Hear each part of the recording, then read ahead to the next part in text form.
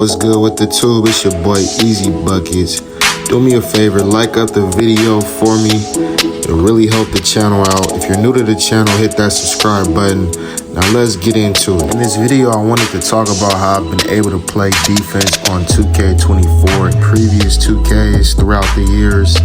For the past 3 years, actually. I don't run with locks, as they call them, or primarily defensive players.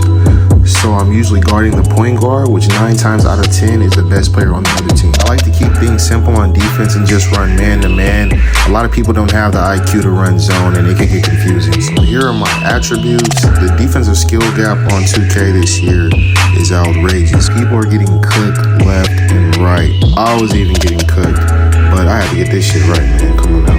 I tell people all the time, sacrifice a little more on defense when making their build, because defense isn't about attribute, it's about skill and IQ. Unless you want a defensive-minded build, then go crazy. But if you're trying to score, you don't need defensive attributes.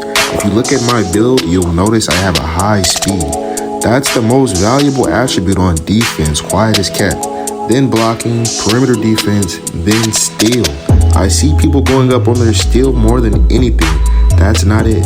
My whole mindset when playing defense is to stop someone from scoring. I don't have to take the ball from them. I want to make them pass the ball, then predict when they're going to pass and where they're about to pass and steal that. Because I know they can only dribble the ball for so long before they get tired. I'll pay close attention to their movement patterns and start to predict where they're going next with the ball. Cut them off and maybe get a bump steal.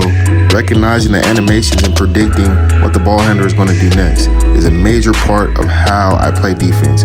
I can almost tell every time which way the player is going with the ball because of the simple fact that I know when they can speed boost, when they can't speed boost. Last year you could speed boost with whichever hand the ball was in. Now you have to do a crossover to initiate that speed boost. So I'm automatically anticipating a speed boost with every crossover. My man Brutal said, whichever hand the ball is in, that's the way he's going with the ball. It sounds obvious, but it makes perfect sense. If you anticipate him taking off with the ball with whichever hand the ball is in, instead of anticipating him coming back to the other side, you got him locked. I guarantee you. When he does crossover, hold L2 and drop back, because a speed boost may be coming if he's a guy that likes to get to the rim. Or let go of L2, use your speed with R2 and come toward him. And as soon as he stops, hold L2 again and let go of the left stick so you won't run past him. I'm constantly alternating L2 and R2 back and forth on defense, because every time the ball handler changes directions, I have to hold L2 because of the defensive latency on the game. It'll make me run past it. Defense is more up and down movement rather than side to side. If you move side to side on defense and the ball handler goes in the opposite direction of you, it's harder to recover from that and easier to get beat. But if you go up and down, you can beat him to the spot if he's trying to get to the rim, or close out if he's trying to shoot. I sometimes leave a little room to try to bait people into shooting, because I know that I can recover and close out when they go to pull up. Whenever I want to get physical with the ball handler and disrupt their movement, I hold the right stick up while holding L2. This will help you get a lot more contact animations. I usually don't even hold L2 without holding the right stick up.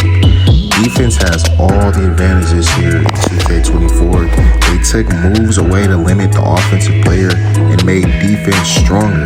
That's not real basketball if you ask me, because in real life, in the NBA, the offensive player definitely has the advantage. Well, that's all I got for y'all today, man. I hope y'all was able to get some takeaways from this video, a little couple tips and tricks that I use on defense to guard that perimeter. Hope I was able to help someone that may be struggling with their perimeter defense.